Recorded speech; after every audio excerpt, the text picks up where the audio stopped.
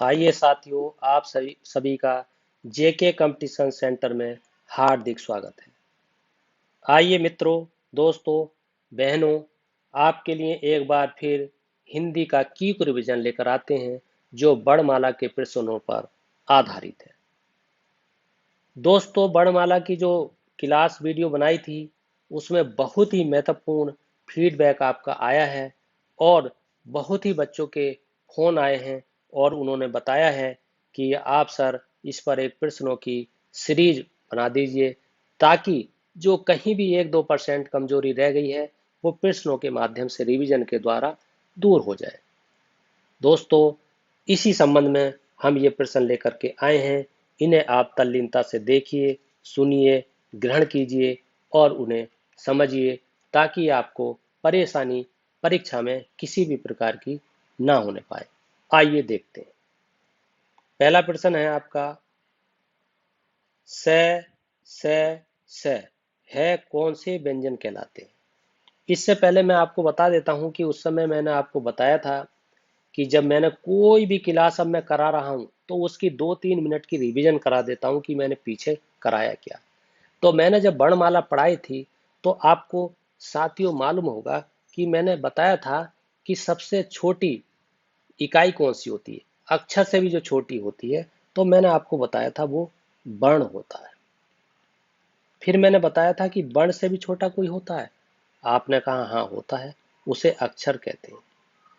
कुछ साथी अक्षर और वर्ण को एक ही समझते हैं, ये भ्रांति है, ये बिल्कुल गलत है। इसे दिमाग में आप बैठा लीजिए, वर्ण अलग है, अक्षर अलग है। उसके बाद मैंने विस्तार से बताया है मगर यहाँ पे की रिवीजन करा देता हूँ कि अक्षर से बड़ा होता है कोई, बोले हाँ होता है, पद होता है। पद से ही बड़ा होता है, हाँ होता है, पदबंध होता है। पदबंध से ही बड़ा होता है, हाँ होता है, जिसे उपवाक्य कहते हैं।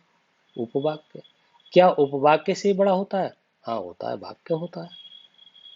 और वाक्य मैंने उस समय बताए थे आपको कि एक साधारण वाक्य होता है, एक संयुक्त वाक्य होता है और एक मिश्रित वाक्य होता है। इन्हें मैं बड़े विस्तार से चुटकियों में करा दूंगा आपको याद, चुटकियों में। कोई भी प्रश्न आपसे गलत नहीं हो सकता, मगर थोड़ा धैर्य रखिए, क्लास को आगे बढ़ने दीजिए। आइए साथियों, ये मैंने बताया, उसके बाद में मैंने बताया था कि वर्ण क्या होता है। वर्ण भाषा की सबसे छोटी इकाई होती है। फिर मैंने आपको वर्णमाला की परिभाषा बताई थी कि वर्णों के व्यवस्थित समूह को जो है वर्णमाला कहते हैं, क्रमबद्ध समूह को वर्णमाला कहते हैं। फिर मैंने आपको ये भी बताया था कि वर्णमाला में कितने अक्षर होते हैं, वो 52 बताए थे, वर्ण होते हैं वो मैंने आपको 52 बताए थे। फिर मैंने आपको स्वर बताए थे कि स्वर कितने होते हैं, वो मैंने आपको 11 बताए थे। फिर मैंने मात्रा के आधार पर बताए थे, जिसे हर्ष स्वर कहते हैं, दीर्घ स्वर कहते हैं, प्लुस स्वर कहते हैं। फिर मैंने आपको जीभ के आधार पर बताए थे, जिसे अग्र स्वर कहते हैं। अग्र स्वर क्या होते हैं, मध्य स्वर क्या होते हैं, पश्च स्वर क्या होते हैं। बड़ी गंभीरता से और बड़े अच्छे तरीके से मैंने समझाया था। फिर मैंने आपको बताया था कि मुख द्वार के खुलने के आधार पर भी स्वर होते हैं।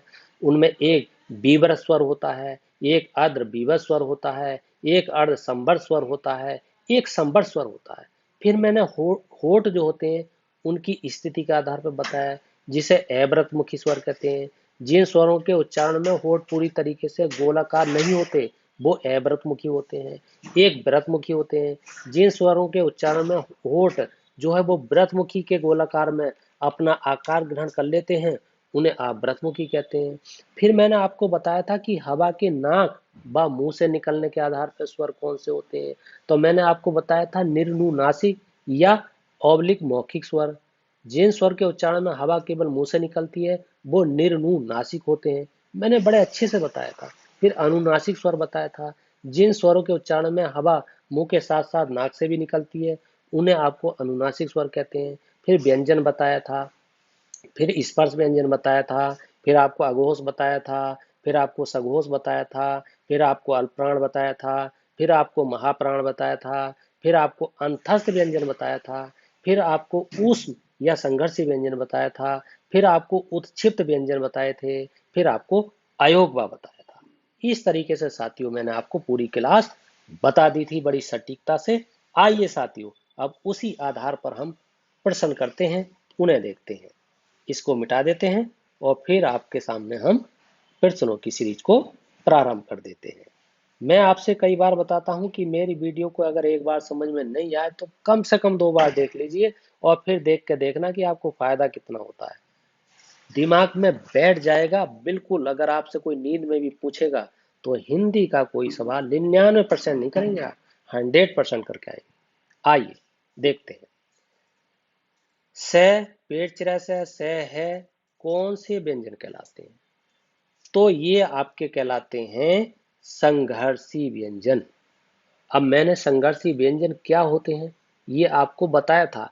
शायद आपको याद होगा कि जिन व्यंजनों के उच्चारण करते समय वायु वायु यानी हवा मुख में किसी स्थान विशेष पर किसी हवा होगी, मुंह से निकलेगी, मुंह के किसी भाग से निकलेगी, कोई भी भाग आपका दंत हो सकता है, कोई भी भाग आपका तालव्य हो सकता है, कोई भी भाग आपका कंठ हो सकता है, कोई भी भाग आपका मूर्धन्य हो सकता है। कहीं से भी निकलेगी मगर निकलेगी घर्षण के साथ। घर्षण, और घर्षण जब होगा तो ऊष्मा निकलेगी, और ऊष्मा जब निकलेगी तो गर्मी होगी। गर्मी जो होगी तो शरीर में एक तरीके का तापमान उच्च हो जाएगा। ये मैंने समझाया था। और वो कौन से शब्द हैं, वो कौन से वर्ण हैं, वो कौन से अक्षर हैं? तो बात वर्ण की चल रही थी तो मैंने आपको बताया था कि एक तो आपका बड़ा सा जिसे कहते हैं जिसमें कि आपका लिखा हुआ है, एक ये वाला सा, ये वाला पेड़ चिरा सा, ये वाला सा, और ये आपका हा। यही वो व्यंजन है जिसे हम संघर्षी व्यंजन कहते हैं। दूसरा नाम इसका ऊष्म व्यंजन भी है। आइए साथियों आगे चलते हैं। अगला आपका प्रश्न है, निम्न में से कौन से अल्प प्राण वर्ग कौन से हैं? बहुत ही गंभीरता से बताया था। अल्प प्राण, तो अल्प प्राण क्या है? कै और गै। मैंने आपको बताया था कि अल्प प्राण कौन कौन से होते हैं। ये बड़े गंभीरता से मैंने बताया था कि जिन व्यंजनों का पहला, तीसरा और पांचवा, यानी मैंने आपको बताया था पहला, तीसरा और पांचवा। फिर मैंने आपको बताया था 135 याद कर लो, ये जो होते हैं आपके अल्प प्राण होंगे। फिर मैंने आपको महाप्राण भी बताया था, जो कि वो बताया था मैंने आपको दूसरा, और एक था आपका चौथा। तो मैंने आपको ध्यान होगा 135 और 24 अगर आपने कर लिया तो इसका मतलब होगा कि हमने अल्प प्राण भी सीख लिए और महाप्राण भी सीख लिए हैं। क्योंकि किसी भी जो है वर्ग का, वर्ग कौन से होते हैं? जैसे कै वर्ग है, कै खे गै घेड़ है। चे वर्ग है, चे छे जय जय हुए। टे वर्ग है, टे ठे डे ढेड़ है। ते वर्ग है, ते थे दे धे न। पे वर्ग है, पे फे बे भे में। इस तरीके के जो जो वर्ग हैं इसके, उस वर्ग का जो पहला होगा, पहला, तीसरा, पांचवा, वो होगा अल्प प्राण, और जो दूसरा, चौथा होगा वो होगा महाप्राण। तो इसमें आया है आपका अल्प प्राण कौन से हैं? तो कै वर्ग में जो कै वर्ग है, कै वर्ग में जो कै है वो कौन सा है? पहला है। और गै कौन सा है? तीसरा है। इसलिए ये अल्प प्राण होगा। और बचे कौन से आपका, मतलब कै और गै तो हो गए अल्प प्राण, तो आपका ख बचा, आपका घ बचा, आपका ड़ बचा। ये कौन से हैं? ये आपका क्या हो गया? दूसरा हो गया। ये कौन सा हो गया? आपका चौथा हो गया। ये कौन सा हो गया? पांचवा हो गया। तो ये भी आपका कर सकते हैं। ये इसमें नहीं आता, ज्यादातर ये आते हैं आपके। ये ध्यान देने योग्य बात है।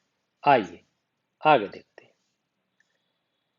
आपका अगला प्रश्न है, हिंदी वर्णमाला में अयोगवा वर्ण कौन से हैं? अयोगवा मैंने आपको बताया था, अयोग, वाह, संधि विच्छेद कर लिए, है प्लस योग प्लस बहा, जिनका योग के साथ बहना ना हो सके उसे कहेंगे अयोग वहा। जिनका योग किसी के भी साथ ना हो, ना तो स्वर के साथ हो और ना ही आपके व्यंजन के साथ हो। तो वो कौन कौन से अयोग वह है आप जानते हैं, जिसे कि आप ये अंग कहते हैं, जिसे आप अह कहते हैं। ये है। तो अब अयोग व वर्ण कौन से? इसमें ये हो गए आपके, ये वाला। आओ आगे देखते हैं। अगला प्रश्न है आपका, निम्न में से कंठे ध्वनियां कौन सी हैं? कंठ ध्वनियां, कंठ का ध्वनियों का मतलब है जो आपके गले से निकलती हैं। तो वो कौन कौन सी हो सकती हैं आपकी जो गले से निकलती हैं? वो होंगी आपकी क और ख। जब भी आप बोलेंगे क, ख, ग, घ, ण, ये आपके कंठ से निकलती हैं। और जब भी आपके च, छ, ज, झ, व, ये तालू से निकलती हैं। और जब भी आपके जैसे ट, ठ, ड, ढ, ण, ये मूर्धा से निकलती है। मूर्धा क्या होता है? मुंह के भीतर की जो ऊपरी छत होती है उसका अगला भाग, उसे मूर्धा कहते हैं। मतलब मुंह के ऊपर जाएंगे, एक तो मुंह के ऊपर छत है, उसका भी अगला भाग, उसका उसका जो है बिल्कुल छत का अगला भाग वो होगा। और तालव्य कौन सा होता है? मुंह के भीतर के ऊपरी छत का पिछला भाग। ये ध्यान रखें आप। मतलब तालु में होता है पिछला भाग, ये याद रखें, पिछला भाग। और आपका मूर्धन में जो होता है, मूर्धा भी कहते हैं जिसे मूर्धा, इसमें होता है अगला भाग।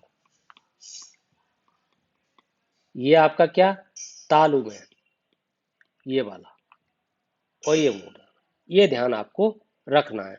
और दंत वर्ग के जो होंगे होंगे वो त, थ, द, ध, न, अर्थात जीभ दांत से लगेगी, इसलिए उन्हें दंत वर्ग कहते हैं। और ओष्ठ वर्ग के जिन्हें होठ वर्ग कहते हैं वो प, फ, ब, भ, म।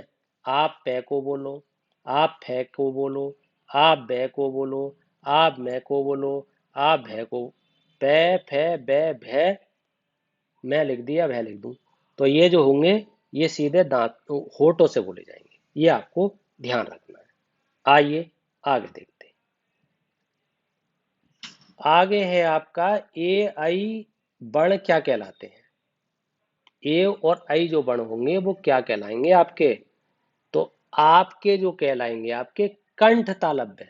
कंठ तालव्य ए आई जो होंगे वो कंठ भी होंगे, मतलब कंठ से भी बोले जाएंगे और आपके तालु से भी बोले जाएंगे। ये आपके दोनों होते हैं, इसलिए इस पर आपको ध्यान देना है। आइए अगला देखते हैं। निम्न में से कौन सा नासिक्य व्यंजन, नासिक्य व्यंजन कौन सा है? नासिक्य व्यंजन किसे कहते हैं? जो आपको नाक से बोला जाएगा उसे नासिक्य व्यंजन, मैंने उस दिन बड़े अच्छे से बताया था। नासिक, नासिक का मतलब होता है नाक, और नाक का मतलब है केवल नाक, मुंह से नहीं, मुंह से नहीं बोलना है। नाक और मुंह से दोनों से बोल लोगे तो क्या हो जाएगा, वो अभी आपको पिछली क्लास में भी बताया है। मुंह और नाक अगर आपने दोनों से बोल लिए तो अनुनासिक हो जाएगा, क्योंकि अनुनासिक में मुंह और नाक दोनों प्रयोग होती है और नासिक में केवल नाक नाक प्रयोग होती है। तो ऐसे कौन से हैं इसमें? ऐसा आपका है उए, ये वाला जो उए है, ये वाला।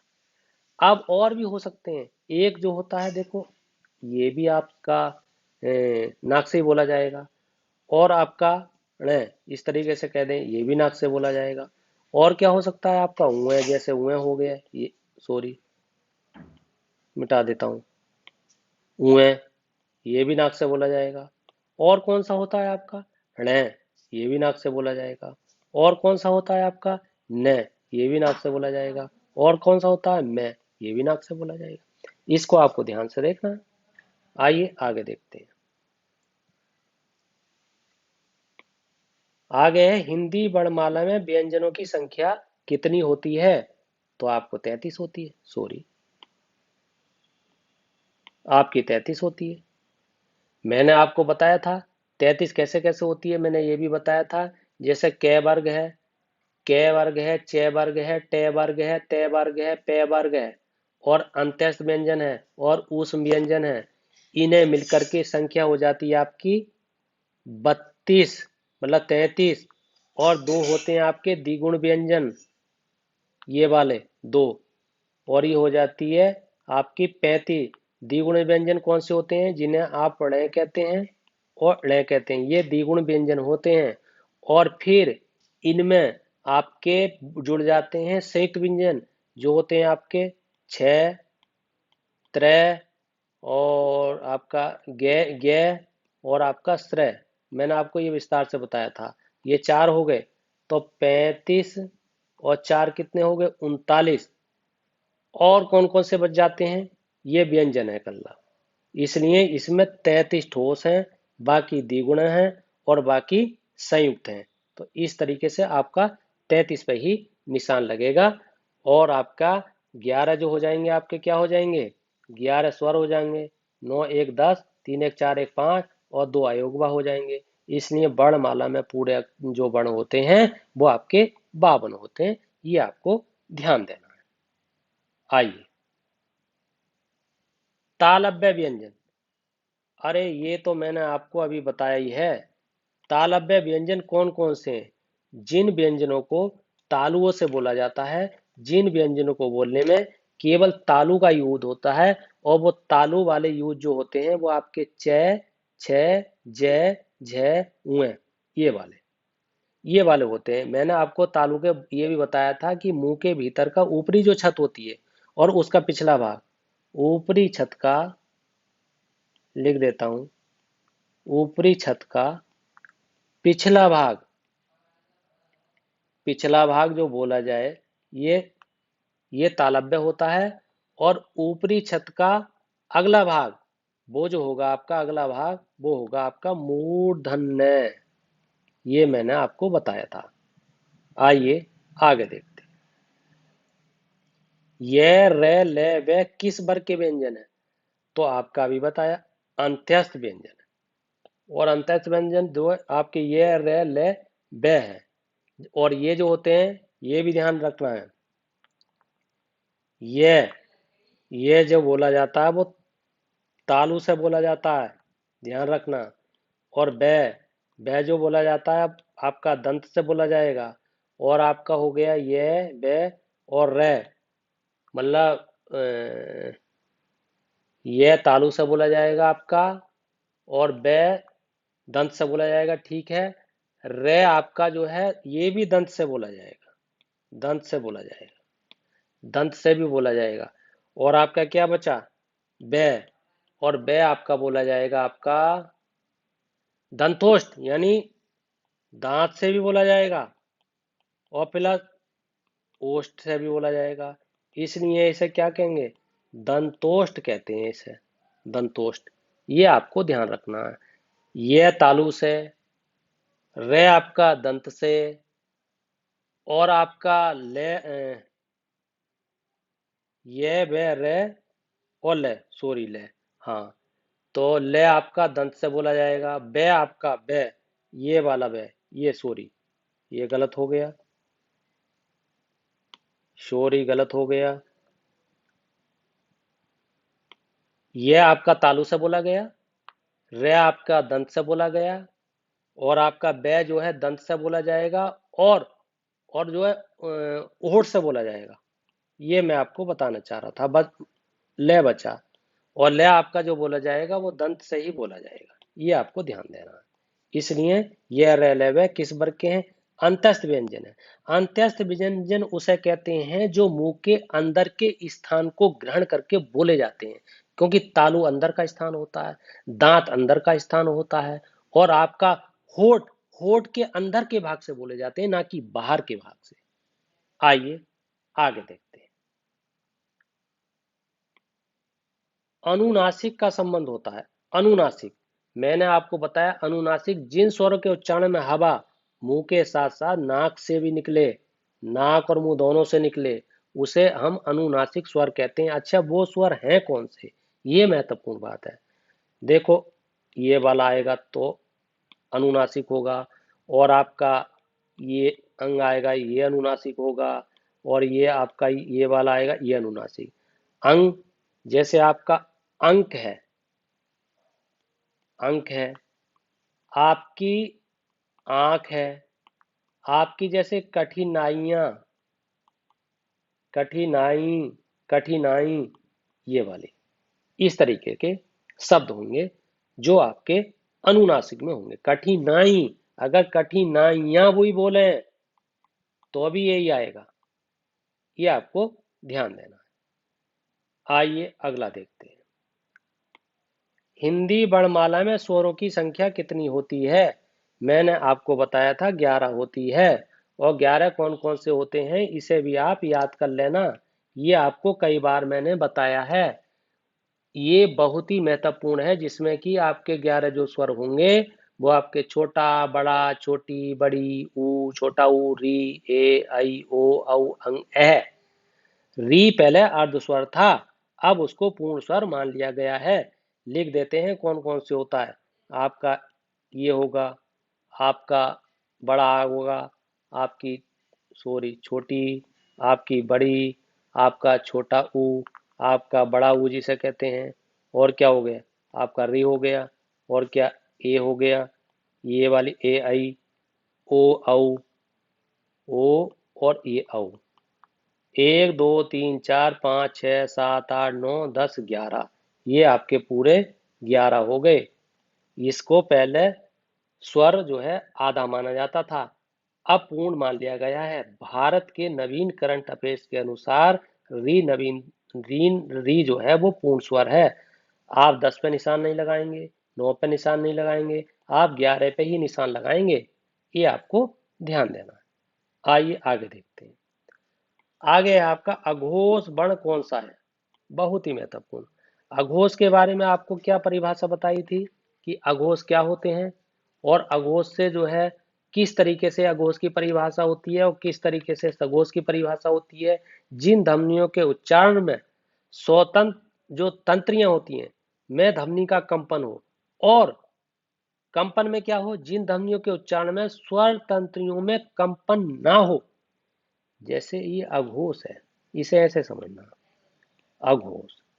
अब इसकी संधि विच्छेदित होगी ए प्लस घोष, और यहाँ घोष के माने हैं कंपन, जिसमें कंपन ना हो उसे कहेंगे अघोष। अब किन में कंपन नहीं होगा, ये महत्वपूर्ण है।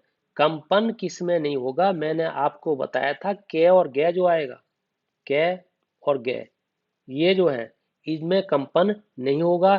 ख में होगा, घ में होगा, ड़ में होगा। मैंने अघोष के समय आपको ये भी बताया था कि पहला पहला और दूसरा जो व्यंजन होंगे वो अघोष होंगे, और तीसरा, चौथा और पांचवा जो होंगे वो आपके सघोष होंगे, क्योंकि ये अघोष और ये सघोष, इनमें कंपन होगा, इसमें कंपन नहीं होगा, इसलिए ये अघोष हैं और ये आपके सघोष हैं। ये आपको ध्यान रखना है। आइए आगे देखते हैं। अगला है घ का उच्चारण स्थान कौन सा है, मतलब घ बोला जाएगा मगर कहाँ से बोला जाएगा, तो ये कंठ से बोला जाएगा। मैंने आपको बताया था कि कंठ वर्ग के जितने भी वर्ण हैं, जैसा आपका क है, जैसे ख है, जैसे ग है, जैसे घ है, जैसे ड़ है, ये हैं कंठ से बोले जाने वाले। ये आपको ध्यान देना।